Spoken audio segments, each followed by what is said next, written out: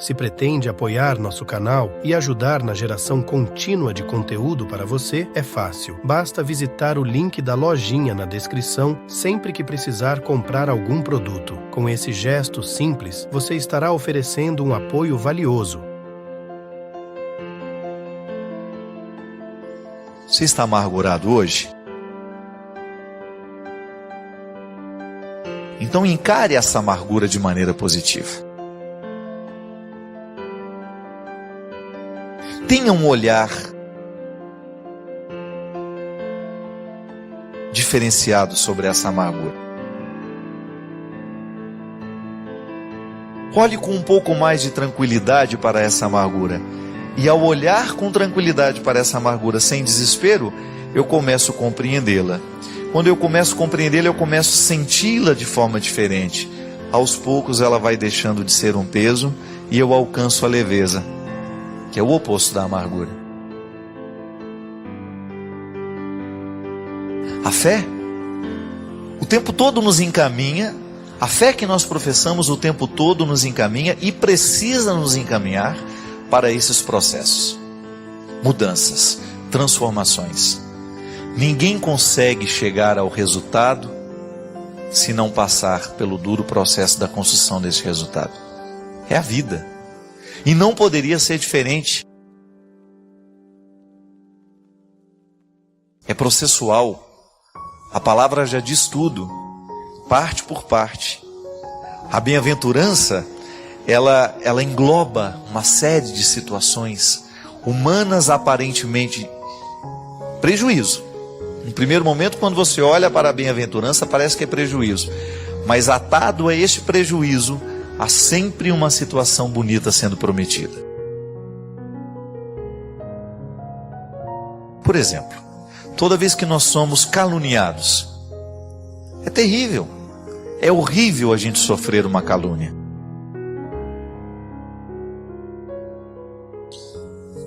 Mas há sempre uma promessa. E aquele que assume o Evangelho vai viver sim a calúnia, vai viver sim a difamação. Com os apóstolos não foi diferente, minha gente. Com as primeiras comunidades não foi diferente.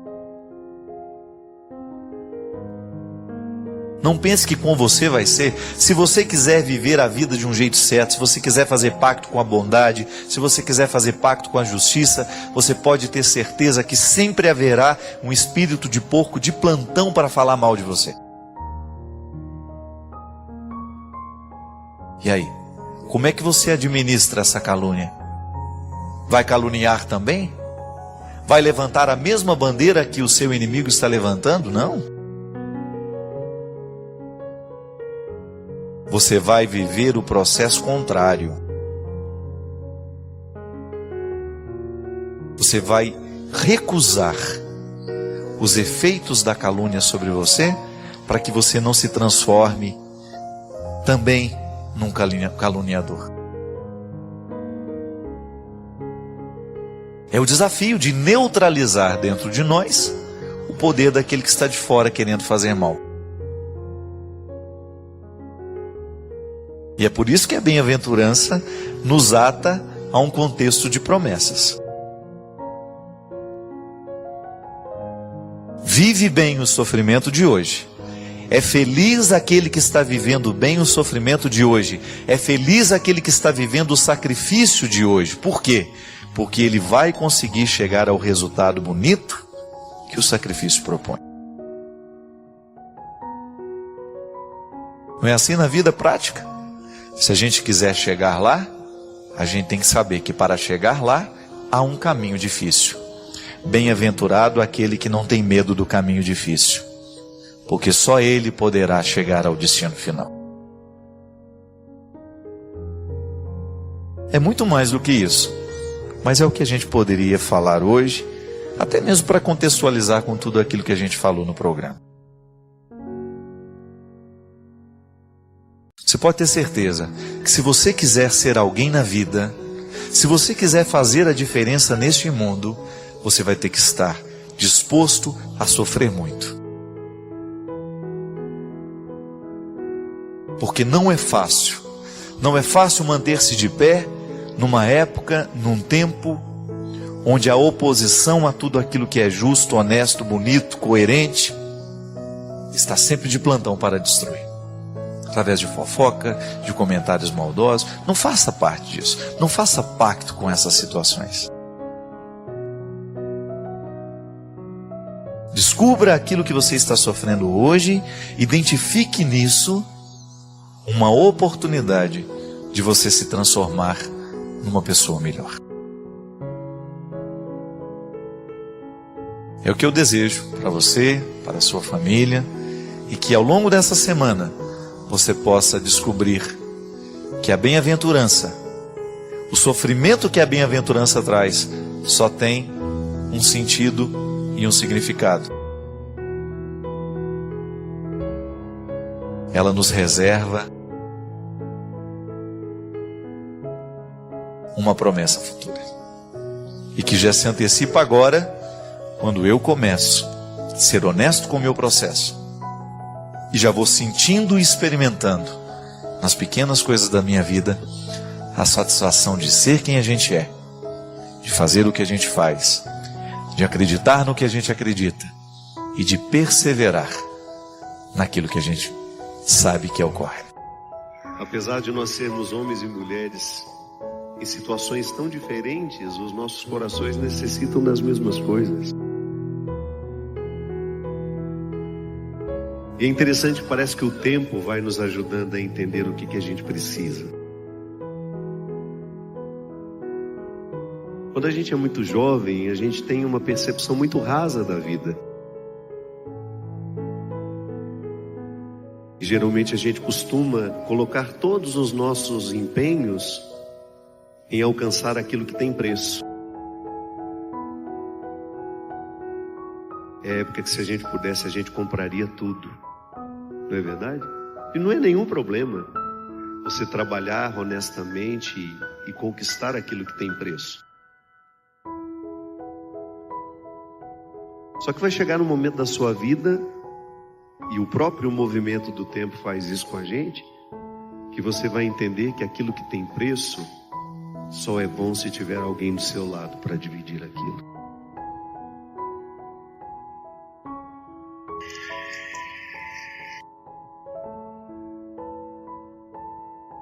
Aí você entende a grande diferença que existe entre aquilo que tem preço e aquilo que tem valor. Você pode comprar uma companhia, é fácil comprar. Basta você ter dinheiro, bancar uma festa, bancar alegrias, e aí você vai estar rodeado de pessoas. Mas não se iluda. Você pode comprar uma companhia, mas não pode comprar um amigo. Porque a amizade não é o dinheiro que nos traz. A amizade é uma conquista. Aí você vai entender que aquilo que tem preço, você trabalha para ter. Aquilo que você tem, aquilo que tem valor, você precisa cultivar, senão você nunca vai ter.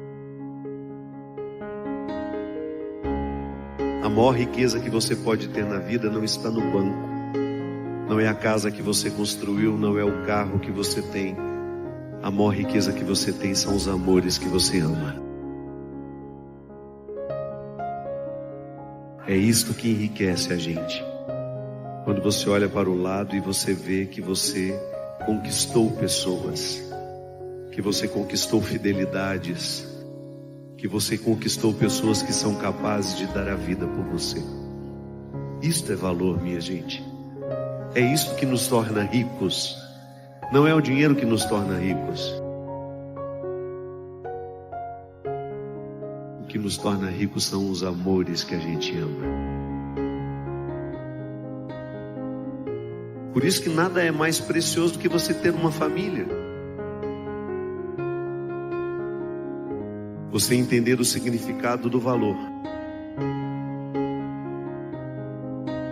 Quanto custa um filho seu? Não tem preço. Você pode até dizer quanto custa o seu carro, quanto custa a sua bicicleta, quanto custa a sua casa, mas você nunca vai poder dizer quanto custa um filho seu. Porque não tem dinheiro no mundo que pague. Um ou outro parente até vende, né? A gente até vende se chegar um dinheiro bom, né? Um primo distante, chato, enjoado, aborrecido. Mas quando há amor, não tem preço. Aí você entende o verdadeiro significado da vida, que é construir estes vínculos que nos tornam eternos. Desejo que você tenha quem amar, e quando estiver bem cansado, ainda exista amor para recomeçar, para recomeçar.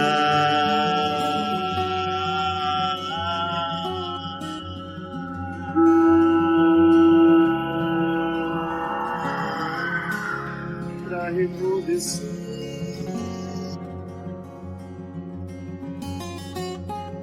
É isso mesmo. Nada pode ser mais precioso do que alguém que significa na sua vida um pouco do amor de Deus na sua história. As pessoas que mais nos educam são aquelas que nos amam de um jeito parecido com o jeito com que Deus nos ama.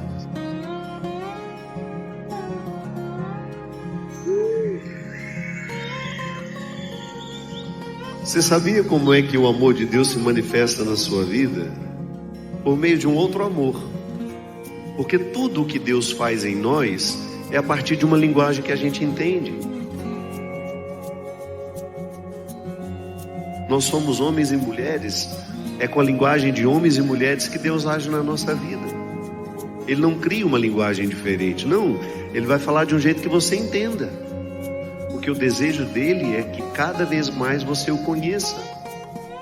E o mais bonito, onde é que Deus está? Dentro de mim, dentro de você. Por isso que não é possível conhecer a Deus sem que você também se conheça. Não são dois caminhos. Um que faça você chegar a Deus e outro que faça você chegar em você. É o mesmo. Quanto mais você se conhece, mais você vai conhecendo o Deus que habita o seu coração. E Deus se manifesta assim.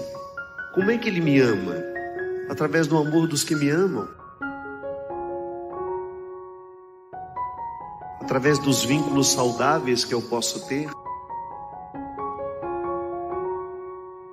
O primeiro amor que nós recebemos na vida foi o amor dos nossos pais. E ali estava o amor de Deus em você, por você. E aí, a primeira fonte do amor e do pai e da mãe e das pessoas que nos rodeiam, dependendo da maneira como ele é feito, se ele é bem realizado, vai deixar uma reserva em você.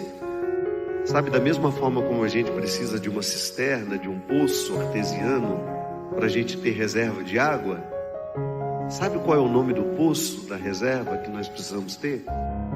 Amor próprio. Amor próprio. É um jeito muito eficaz que Deus tem de amar você, sabe quando? Quando você tem amor próprio. Porque se você tem amor próprio, o diabo não tem muita chance na sua vida. O diabo nada de braçada é na vida de quem não se ama. Observe. Os momentos que você mais permitiu que coisas ruins acontecessem com você foi quando você deixou de se amar. Quando você deixou de ter respeito por você. Porque isso é muito natural. Se eu não tenho amor e respeito por mim, você também não vai querer me amar e me respeitar. Às vezes os nossos relacionamentos, a gente se machuca tanto por causa disso. São duas pessoas que não se amam tentando amar. Não. E às vezes a gente acha, você vai trazer o amor que eu preciso. Não. O amor que eu preciso eu já tenho. É a reserva que eu fui criando ao longo da minha vida. Eu não dependo do amor de ninguém para eu ser feliz. É claro que quando o amor do outro chega, ele complementa o amor que eu tenho por mim. Mas eu não posso ficar esperando que você venha me dar aquilo que eu preciso me oferecer. Por isso que é tão difícil amar uma pessoa que não se ama. Você sabe disso. Dá uma trabalheira danada. Você pode oferecer o seu máximo, ela vai achar que não é o suficiente. A pessoa que não se ama está sempre esperando que nós façamos por ela o que ela já deveria ter feito por ela há muito tempo. Quando você se ama, fica mais fácil você ter um bom relacionamento. Quando você se ama, fica mais fácil ser seu amigo. Quando você se ama, é mais fácil ser seu filho, ser seu marido, ser seu irmão. Quando você se ama, o diabo pode até passar perto, mas ele não pode fazer nada contra você, porque a blindagem que Deus colocou na sua vida não é o crucifixo que você leva no peito, não é a medalhinha de Nossa Senhora, é o amor próprio. Quem te protege das ciladas do demônio é o seu amor próprio, que é onde Deus habita, que é onde Deus está agindo para te proteger de todo mal. Quem se ama não se droga. Quem se ama não se vicia. Pode observar. A pessoa que tem amor próprio, que tem respeito por si mesma, ela não vai querer se alcoolizar, ela não vai querer ficar viciada em nada que possa retirar o centro das suas decisões. Uma pessoa que se ama não vai aceitar se prostituir. Se quiser entrar na minha vida, retire as sandálias dos teus pés, porque este território é santo.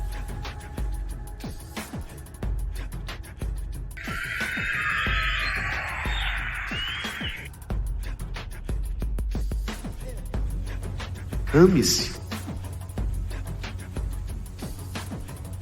Converter-se a Jesus é você, antes de qualquer coisa, identificar o respeito que você precisa ter por você. Hoje, minha gente, o mundo está nivelando todo mundo por baixo. O que está sendo oferecido para vocês como diversão é uma causa de perdição para muitos. Os nossos jovens estão perdidos numa falsa alegria. Os nossos jovens estão perdendo a alegria muito fácil, porque eles estão perdendo a vida aos poucos com aquilo que não edifica. Ambientes deploráveis a gente chama de alegria.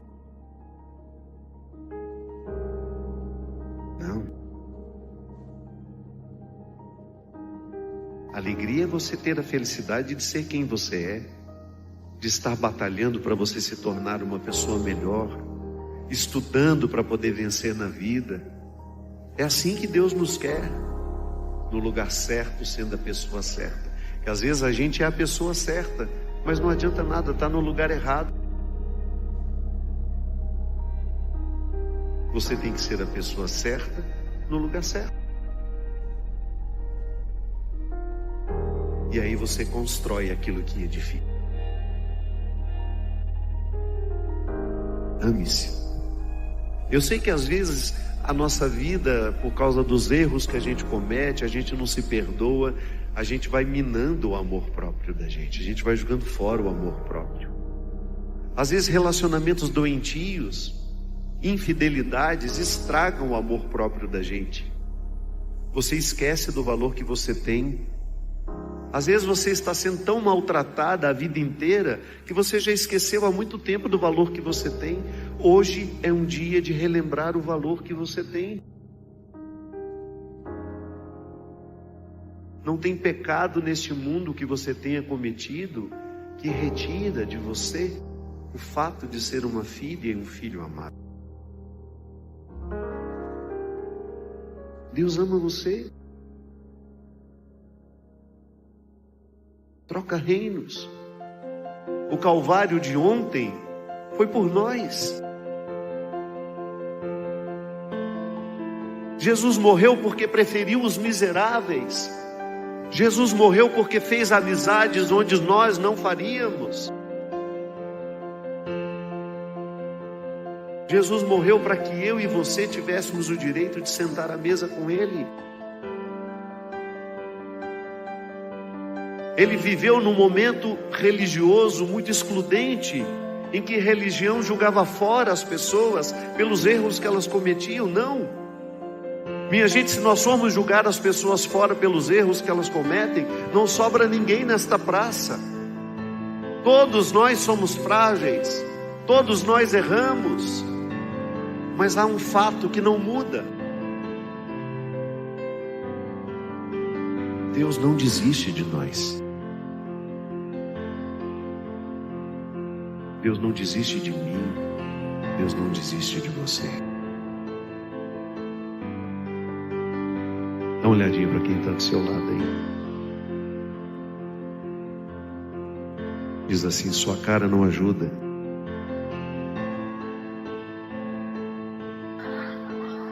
Fala para ela. Sua cara não ajuda. Seu passado lhe condena. Mas hoje eu tenho uma boa notícia para lhe dar. Deus não desistiu de você. Deus é capaz de trocar, abrir mares,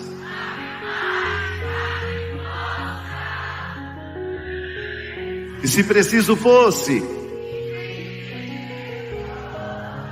daria novamente a vida por ti.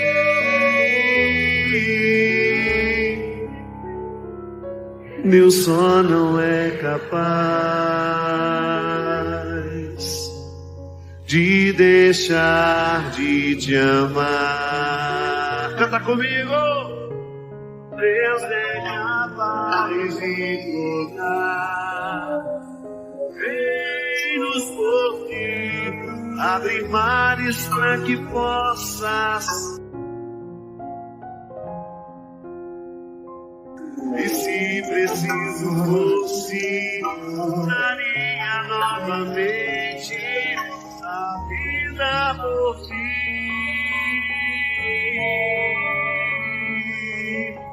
Meu só não é capaz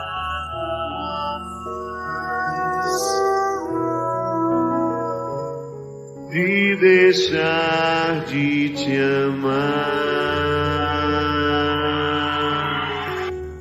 A gente não tem como modificar a maneira como nós saímos de casa. Nós não temos como alterar um só centímetro do que nós escolhemos viver com as pessoas. No passado a gente não mexe, mas a gente pode alterar a maneira como nós vamos voltar para casa e, a partir deste momento, encontrar uma nova maneira de conviver e de ser com quem a gente ama. Que a vida é trem-bala, parceiro, e a gente é só passageiro, prestes a partir.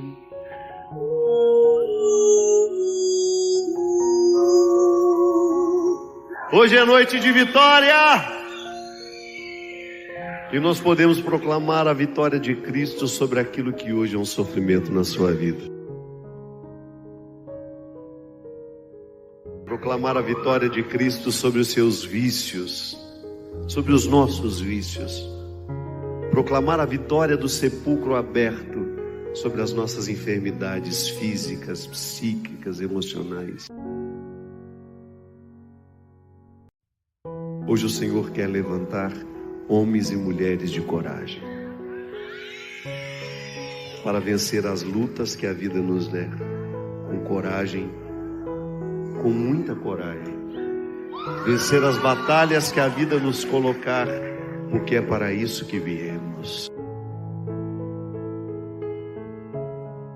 Ser gente de coragem. Hoje, uma oportunidade linda para a gente cantar isso. Observe que você está fazendo um compromisso com este refrão.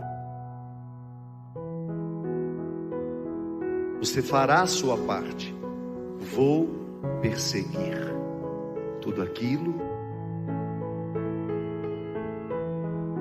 que Deus já preparou. Vou persistir, e mesmo nas marcas daquela dor, vou continuar.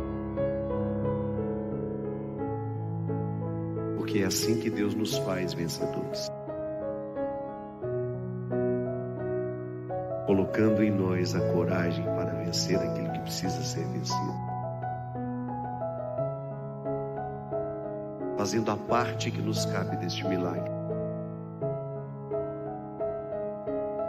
restituindo o amor próprio que é tão necessário para nós estarmos prontos para a nossa vida.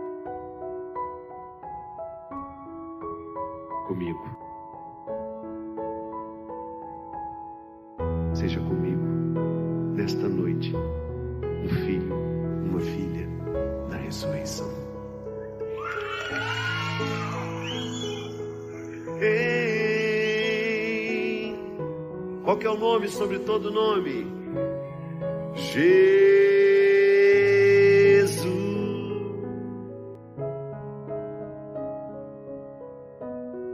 O Senhor esteja convosco. Por intercessão da bem-aventurada Virgem Maria, Mãe da Ressurreição, desça sobre nós, sobre os nossos corações, sobre as nossas famílias, de maneira especial hoje sobre as nossas necessidades, sobre tudo aquilo que Deus precisa encorajar em nós, para nós vencermos, para nós darmos o testemunho da ressurreição de Cristo.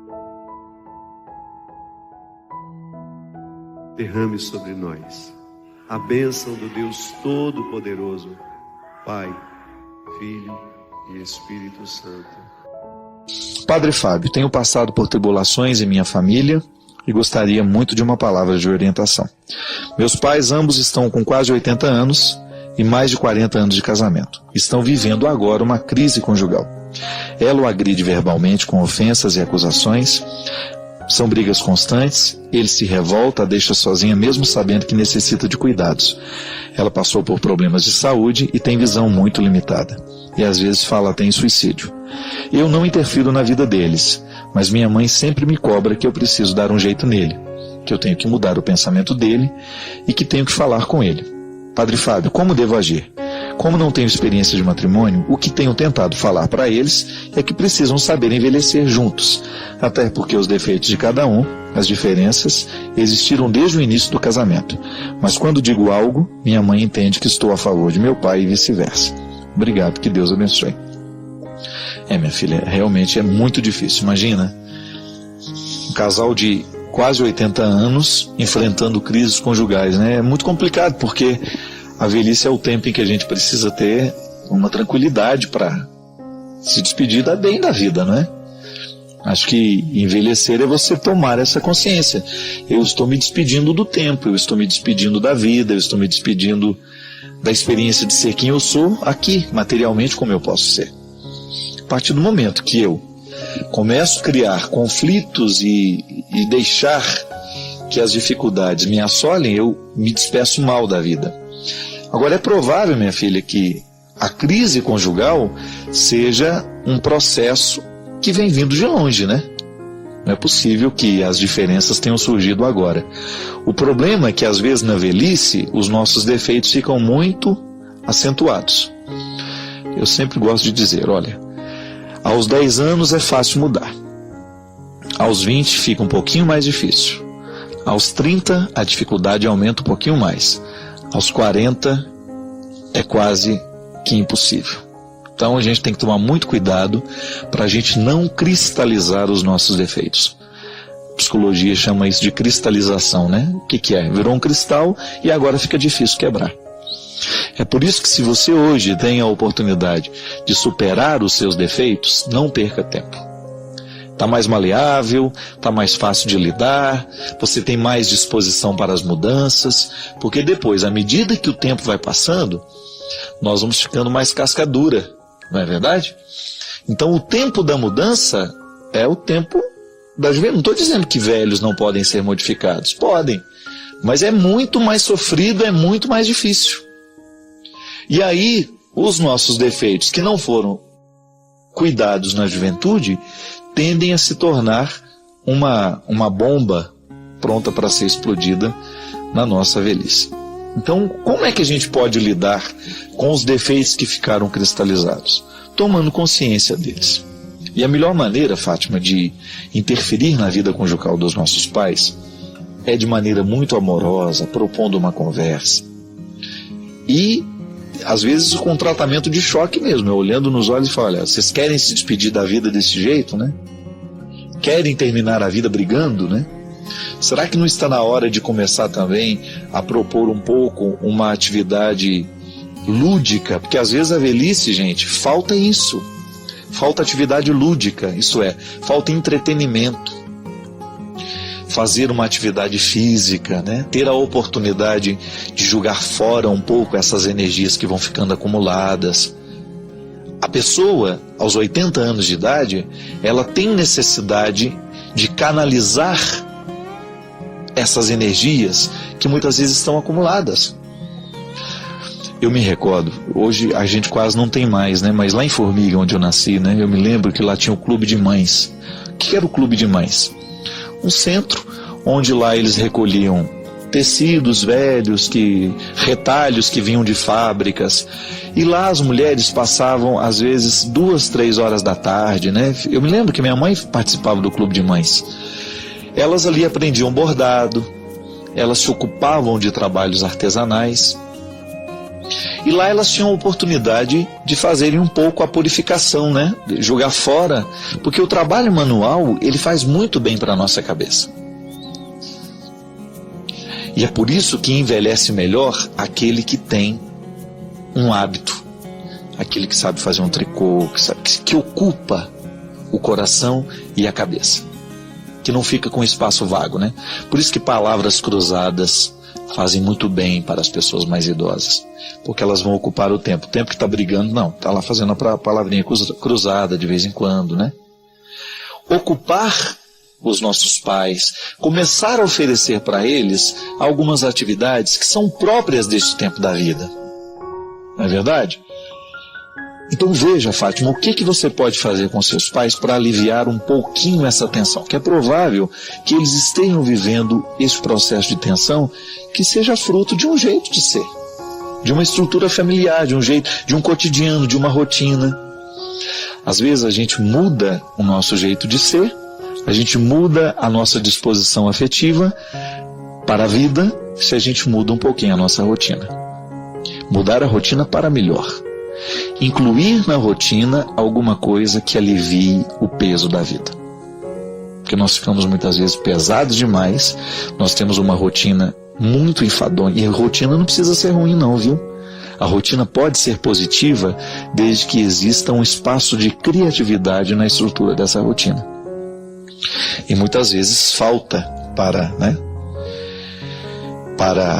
os nossos velhos, para as pessoas mais idosas dentro da nossa casa, um pouco de felicidade na rotina. Então vamos descobrir o que você pode fazer para amenizar um pouco os conflitos dos seus pais, mas ao mesmo tempo saiba que este momento da vida eles precisam de muito carinho, de muita atenção, e você como filha pode oferecer isso a eles. Padre Fábio, queria saber qual é a posição da igreja sobre essas pessoas que se dizem sensitivas, que falam com os mortos, que conversam com o além. O senhor poderia explicar se isso é verdade? Porque tem programas em outras emissoras que mostram pessoas que tiveram contatos com entes falecidos. A minha posição sobre esse assunto é muito neutra. Eu prefiro seguir os mandamentos da minha religião, que é católica. Então siga, minha filha. Siga, porque eu confesso para você que às vezes eu também fico assustado com a capacidade que algumas pessoas têm de manipular até a eternidade, né?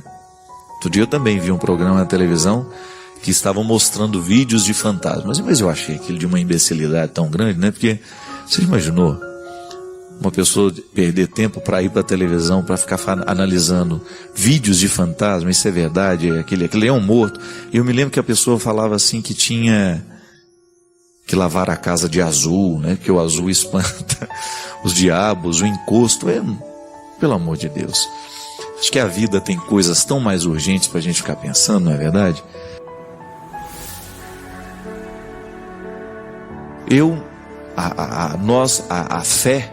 A fé cristã não acredita que nós possamos nos comunicar com os mortos. A comunhão dos santos sugere coisas muito mais nobres do que isso. Então, muitas vezes as pessoas entram nessas histórias porque estão fragilizadas. E a gente sabe, a parapsicologia explica muitas coisas. Eu me recordo de um curso que eu fiz com o Padre Quevedo. Ele nos mostrava o quanto que algumas pessoas têm o poder. Isso é poder cerebral, isso não é sobrenatural, né? Que nós usamos muito pouco da nossa capacidade cerebral. Então a pessoa ela tem uma sensibilidade tão grande, isso pode ser chamado de sensitivo, né?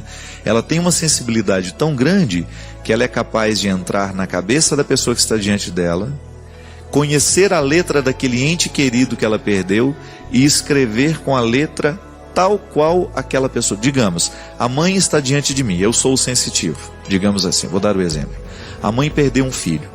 A minha capacidade cerebral é tão aguda que eu entro dentro do pensamento daquela mulher, através de nomes específicos lá que o Padre Quevedo sabe dar, eu não sei. E ela é capaz de conhecer a letra do menino que morreu. E esta que tem a sensibilidade escreve com a letra. Como muitas vezes essas pessoas são simples, minha gente, não tem nem o conhecimento da parapsicologia, o que elas vão dizer? Que isso é um dom de contato com os mortos. E isso muitas vezes não é nada mais, nada menos do que um cérebro mais evoluído. Isso, o Padre Quevedo mostrava isso, dentro dos cursos que ele dava. A capacidade que ele tem de mover um objeto de lugar, mostrava vídeos mesmo. Só que quando as pessoas simples pegam esses vídeos, não têm conhecimento da parapsicologia, o que vai entender? Isso é um fantasma, isso é isso, isso é aquilo. Mas a vida é muito mais do que... A vida é boa demais para a gente ficar perdendo tempo com essas coisas, não é verdade? Eu particularmente não gostaria de ficar sabendo nada lá do outro lado, que vai tirar a minha espera, não é? Nós já escutamos falar, tanta gente, tem contato com os mortos, tem contato com isso, tem contato com aquilo. O que isso modifica na vida da pessoa que tem contato com os mortos? Né? Vamos viver bem a nossa vida, a nossa fé não nos permite crer assim. Você pode até respeitar o outro que crê diferente, mas se você é católica e não sente necessidade de acreditar nisso, você está num caminho muito correto, né? Não vamos ficar perdendo tempo em ficar querendo descobrir o como é do outro lado, se a gente ainda nem aprendeu como é que é esse lado de cá, né? Então, antes da gente se preocupar demais com o que vai ser depois da morte, vamos preocupar um pouco mais como é que pode ser a nossa vida. Isso sim agrada. O Christian estava dando um exemplo de algumas coisas que ele viu também, que ele consegue que ele considera milagres, né? E ele estava perguntando, padre, quando é que a gente sabe, né, que isso é milagre ou isso é força da mente? Isso aqui é muito interessante. O Padre Quevedo é um homem que estudou muito a parapsicologia. Mas eu me recordo que naquela semana que o Padre Quevedo ficou conosco lá em Taubaté, porque ele deu esse curso na faculdade, a gente descobriu um outro lado do Padre Quevedo que a gente não conhece, porque a gente não convivia com ele, só via o Padre Quevedo da televisão. eu ficava impressionado do quanto que aquele homem era um homem de oração. O quanto, vira e mexe, dava uma folguinha lá nos intervalos, eu o via lá diante do sacrário, fazendo as suas orações, as laudes, né, que são as orações obrigatórias de todos os religiosos e padres, ele lá com seu breviário, rezando todas as horas que tinha que rezar. E eu descobri, Cristo, foi muito interessante, porque o Padre Quevedo é um místico, é um ser humano, um homem muito ligado, de uma sensibilidade muito aguda, muito aguçada para a percepção do sagrado.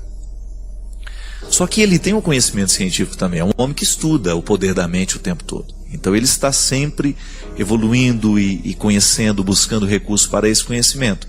Mas ele, da mesma maneira, com a mesma intensidade que ele busca esse conhecimento teórico, né, sobre a mente humana, ele também mergulha na sua experiência de Deus. Ele é um padre. E ele dizia isso para nós. Ele fala assim: eu já vi muitos milagres no mundo. Muitas vezes nós nos prendemos a essas coisas bobas, a essas manifestações que não passam de poderes de mente, poderes de uma mente mais evoluída, e o verdadeiro milagre nós não chegamos a conhecer. Um exemplo disso ele disse que uma das coisas mais bonitas que ele viu na vida, que a ciência jamais conseguiu explicar, por mais que tentasse, até mesmo a NASA, né, com todas as suas pesquisas, é justamente a imagem de Guadalupe, a imagem de Nossa Senhora de Guadalupe. E eu fiquei muito interessado na época e comecei a ler tudo que eu podia sobre o fenômeno, né, daquele manto, daquela imagem que está gravada, é uma pintura, né? Mas o que é mais interessante naquilo lá, e o Padre Quevedo dizia para nós, aquelas cores que você vê na imagem de Nossa Senhora que está ali, que foi justamente o índio, né, que estava levando as flores num tempo de inverno, né? O bispo queria, né? Então tá bom, se essa virgem que está lhe pedindo para construir o santuário, ela verdadeiramente quiser que este santuário seja construído, porque o bispo duvidava do índio, fale para ela mandar para nós então um sinal. E era um tempo de inverno naquela região. Ele vem, traz flores para o bispo, naquele manto. E o mais bonito é que, quando ele abre o manto para jogar as flores, ele não sabia que aquela imagem estava gravada. Tem aquela imagem, então, que ele também se surpreende. E o interessante, minha gente, que já foram feitas pesquisas na tintura da imagem de Guadalupe, que é aquela que está exposta lá em Guadalajara, no México. Aquela tinta, ela não pertence nem ao reino mineral, nem ao vegetal, nem ao animal. Então é uma tinta que está ali, mas ela é como se ela não existisse. E aquele quadro, aquela imagem, ninguém consegue detectar, identificar qual é a composição daquelas tintas. Elas não pertencem, como já disse, a nenhum dos reinos. E aí você tem um fenômeno ainda mais interessante, porque quando a NASA começou a identificar, a estudar aquele quadro, começaram a radiografar inúmeras vezes, multiplicar aquilo para tentar chegar à origem daquela tinta, como é que essa pintura está aí, né? Como é que ela pode ser fixada neste lugar? Que é tão frágil esse tecido também, e ele ter durado tanto tempo, ter vencido tantas coisas, ter passado por tantos processos, né? E aí quando chegaram, foram radiografando, descobriram uma coisa fantástica, que a temperatura daquele quadro oscila 36, 36,5, a pele da imagem. Imagina isso? Então ela tem temperatura humana de quem está vivo. Gente, nós não estamos inventando essa história. Isso é um fato. Você pode jogar aí no Google e pesquisar aí o milagre de Guadalupe, que você vai ter essas informações com um pouco mais de precisão, porque eu estou falando uma coisa que eu ouvi há 7 anos atrás, eu não tenho nem tanta precisão mais. São coisas que eu me lembro dele ter falado. E depois, quando começaram a fotografar os olhos da Nossa Senhora, descobriram que dentro da pupila dilata no momento que joga a luz naquilo.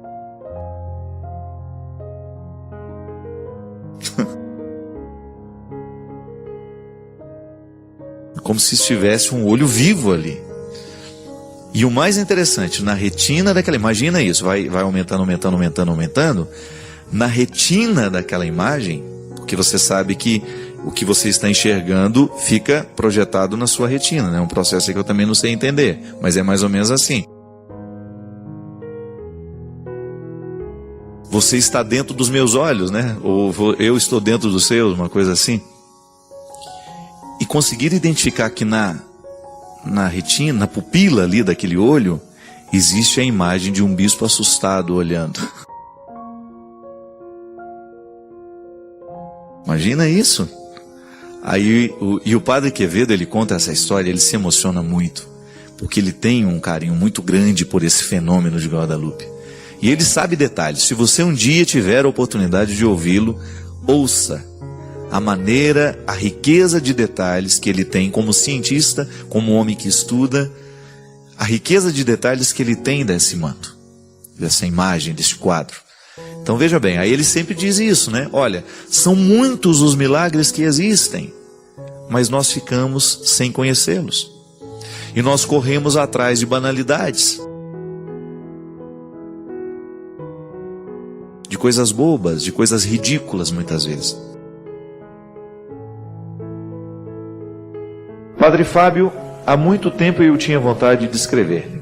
É o seguinte: perdi o meu filho mais velho com 30 anos de idade em um acidente de moto. E desde então não tenho mais vivido como pessoa. Tenho depressão, a vida perdeu o sentido para mim. Sei também que a sua mãe perdeu uma filha num acidente muito trágico. Gostaria que o senhor me ajudasse. Por favor, dê uma resposta que possa aliviar a minha angústia. Eu sei que muitas outras pessoas também passam por essa dificuldade, né? A senhora não fala quanto tempo, né, que já viveu essa experiência. Não sei quanto tempo que aconteceu esse acidente com seu filho. Vou dizer a partir da experiência que eu vi dentro da minha casa. A morte da minha irmã foi muito trágica para todos nós, né? Não é fácil você perder, minha mãe sobretudo, uma filha aos 29 anos, cheia de vida, bonita, cheia de projetos, com um filho para criar, e de repente nós recebemos a notícia da sua morte. Talvez um dos momentos mais dolorosos que a minha família precisou enfrentar até o dia de hoje. Eu me lembro que quando eu encontrei a minha mãe, assim que eu cheguei, eu morava em Terra Boa na época, viajei um dia inteiro até chegar, né? Recebi a notícia de manhã e consegui chegar lá na casa da minha mãe à noite daquele dia. E eu me lembro que eu encontrei uma mulher extremamente abatida. Claro, é natural que seja assim, né? Minha mãe estava destruída, tadinha. Mas eu notei que nas mãos daquela mulher existia um pequeno objeto. Era um terço, bem pequenininho, que ela segurou desde o momento em que ela ficou sabendo da notícia da morte da minha irmã. O que eu vi logo em seguida foi um sofrimento duro, muito duro mesmo. Presenciei muitas situações terríveis envolvendo a dor da minha mãe, né? A minha mãe precisou logo em seguida ir a Belo Horizonte, onde a minha irmã morava. O apartamento dela estava fechado. Depois do acidente, a minha mãe precisou ir lá, recolher as coisas dela, guardar tudo. E eu percebi que, vendo a minha mãe enfrentar tudo aquilo, eu descobri uma coisa, que ninguém morre de uma vez, né? Acontece o acidente num dia, e durante um bom tempo a gente precisa se dar essa notícia. Eu vi isso comigo também. E o que eu experimentava dessa dor?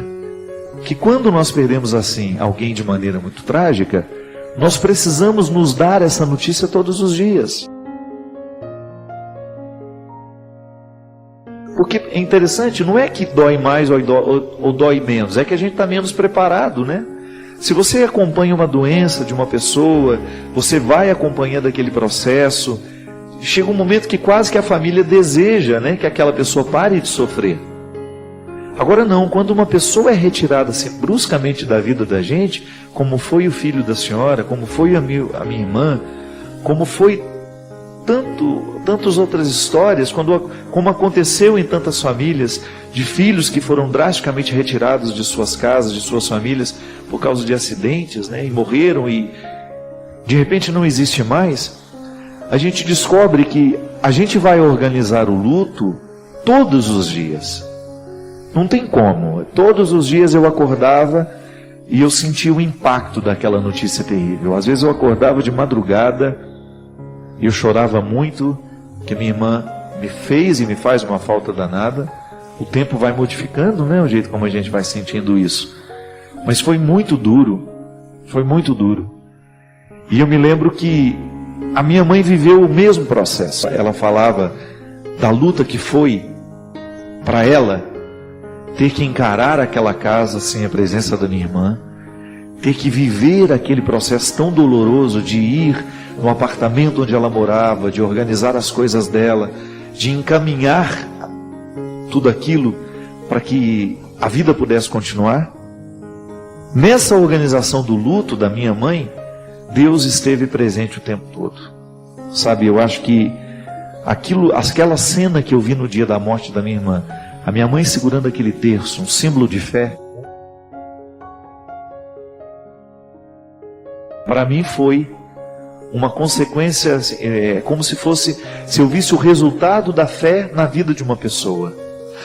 Em nenhum momento eu vi a minha mãe blasfemando, em nenhum momento eu vi a minha mãe se revoltando contra Deus, muito embora eu acho que isso também seja natural acontecer. Você que blasfemou, você que está revoltada contra Deus, não se culpe por isso. Eu acho que esse processo é natural, né? Volto a dizer, todos os dias a gente se dá a notícia. Todos os dias você precisa dizer para você mesmo, meu filho está morto. E as reações vão ser diferentes, porque o coração humano é dinâmico. Nós não podemos esperar dele uma resposta igual. Um dia você vai estar um pouco mais revoltada, um dia você vai estar mais tranquila, um dia você vai estar mais, não sei, mais leve, um dia vai ser mais pesado. O que a gente não pode perder de vista é que, a partir do momento que a perda acontece, é uma responsabilidade nossa com aqueles que ficaram, a gente encaminhar o nosso luto de um jeito certo, né? Tem que ser honesto. Eu não posso, a partir de uma perda, inviabilizar a minha vida e a vida de quem está do meu lado. Aliás, minha gente, eu fico pensando que a gente só se recupera por causa dos outros mesmo. A gente entra no segundo plano. Mas quando a gente olha para os que ficaram, e para minha mãe, para ela recuperar-se da morte da minha irmã, foi fundamental que ela pudesse olhar para o Conrado, que era o filho da minha irmã, que havia ficado e que minha mãe precisava terminar de criar. E a minha mãe viu naquele menino um sentido para a vida. Então a gente precisa descobrir o que o outro me deixou, o que o meu filho me deixou, que pode ser um ponto de partida para a minha recuperação. Minha gente, não existem receitas mágicas. O que deu certo com a minha mãe pode não dar certo com você, mas o que deu certo com ela pode dar certo com você. Eu não estou dizendo que é uma regra, que todas as mães vão enfrentar a perda do mesmo jeito. O que eu estou dizendo é que existem elementos que são iguais na organização do luto. Isso é a psicologia que nos ensina. Que toda vez que nós perdemos alguém, que nós precisamos lidar com a ausência de alguém, nós temos que descobrir algum ponto de partida que possa nos auxiliar à retomada da vida, e geralmente esse ponto de partida está diretamente ligado à vida daquele que foi. Agora, minha filha, o processo é seu, a luta é sua, nós queremos lhe ajudar, nós queremos que com essa palavra, quem sabe colocar um sentido novo na sua vida. Mas eu tenho certeza que se você buscar isso em Deus, Ele não vai te desamparar. A minha mãe é uma mulher que me ensina isso o tempo todo. Deus faz parte da vida da minha mãe. O tempo todo ela fala nele, ela vive a partir dele. Todas as esperanças dela nele estão colocadas. Reze sobre a sua dor, sem fórmulas mágicas, sem fórmulas prontas. Fale com Deus tudo aquilo que se passa no seu coração. Fale da sua mágoa, do seu desespero, da sua dificuldade de aceitar esse fato. Tenho certeza que Deus não vai te deixar desamparado. Tenho certeza que Deus vai te dar o consolo necessário. E que aos poucos, mediante o seu esforço também, auxiliado pela graça divina, você vai ter a graça de reencontrar o caminho da alegria. Pode ser que você nunca mais vá ser a mulher que você era antes da partida do seu filho. Mas quem sabe você pode ser melhor, por causa do sofrimento que viveu. Eu sempre escuto isso: padre, eu nunca mais vou ser a mesma pessoa. Mas que esta pessoa nova que está surgindo seja melhor que aquela que estava antes. Né? Eu acho que ninguém pode morrer em vão. Um sofrimento deste não pode ser em vão. Se ele visitou a minha vida, eu quero que ele me deixe um grande aprendizado. Se ele me machucou, se ele me faz chorar, eu quero que ele gere dentro de mim um aprendizado, uma maturidade. É o que nós precisamos pedir a Deus todos os dias. Que o nosso sofrimento não seja em vão. Que quando ele passar por nós, ele provoque em mim, em você, uma nova pessoa, mas uma pessoa melhor. Para que a gente tenha a graça de poder dizer: depois daquela dor, eu nunca mais fui o mesmo, mas para melhor. Então existem pessoas, por exemplo, eu conheço uma mãe que teve um filho terrivelmente assassinado, que perdeu a vida brutalmente, que depois da morte do filho, ela precisou criar um grupo, que ela tinha uma terapia coletiva de mães que perderam um filho da mesma forma. Claro, bem administrados, esses grupos fazem um bem danado, né? Porque a gente sabe que toda vez que nós temos a oportunidade de partilhar a nossa dor com alguém que vive uma dor semelhante, a gente se sente mais compreendido. Porque um dos grandes fatores que gera a solidão é a gente identificar que o outro não sabe sentir como a gente sente e não está nem um pouco interessado em fazer um esforço para sentir. É interessante que há uma estatística que existem casais que após a perda de um filho passam por crises matrimoniais muito sérias. E em muitos casos há uma separação. O filho morre, o casamento que era ótimo, que estava tudo bem, de repente entra numa crise e os cônjuges se separam. Por quê? Porque há uma diferença muito grande da maneira como lidam com a dor, o homem e a mulher. O homem sente do mesmo jeito, sente profundamente a dor de perder um filho, mas é muito diferente da maneira como a mulher sente. O homem tem uma facilidade maior de retomar a vida, de recomeçar. Então a mulher muitas vezes enxerga nisso uma afronta à dor que ela sente. Então por isso que existem muitos casais que após perderem os filhos precisam de acompanhamento psicológico, terapêutico, para que o casamento não entre em crise, porque a gente sabe que existe uma tendência muito grande à separação por causa de uma forma diferente de compreender a mesma dor. Sem dúvida, é muito bom quando nós sabemos que o outro está sentindo com a gente. Isso causa proximidade. Mas também gera uma divisão quando você cisma ou você percebe que o outro não está sentindo com a mesma intensidade. Então a gente precisa de ajuda. Este é mais do que um canal de reflexões. É um espaço onde exploramos o amor de Jesus e fortalecemos nossa fé. Ao se inscrever, convido você a compartilhar nos comentários como o amor de Cristo tem impactado sua jornada espiritual. Juntos, somos testemunhas do poder transformador do amor divino.